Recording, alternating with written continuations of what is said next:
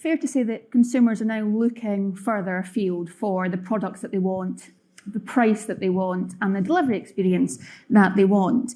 Beth, why now more than ever is localisation not just a competitive requirement rather than something that's nice to have?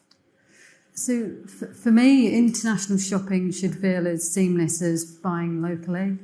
Removing areas of friction is critical. Surprise changes at the door damage trust fast.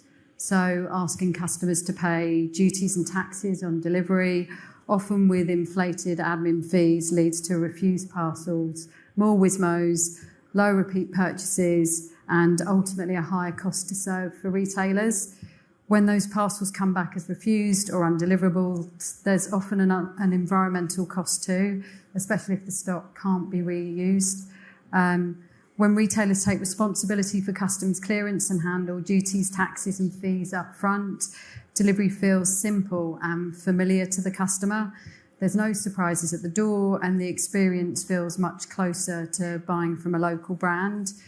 When delivery feels straightforward, customers are more likely to complete checkout, come back again and trust the brand. So it forces some deliberate choices for retailers. They need to decide whether they're funding the cost of tax and duty themselves through either reduced profits or including in the product price to protect conversion at checkout, or whether they charge the customer separately for tax and duty at checkout and monitor how that impacts conversion, or alternatively considering localising fulfilment to change the economics. But it's really important to then understand the true operating costs involved of doing so, because it's not always better.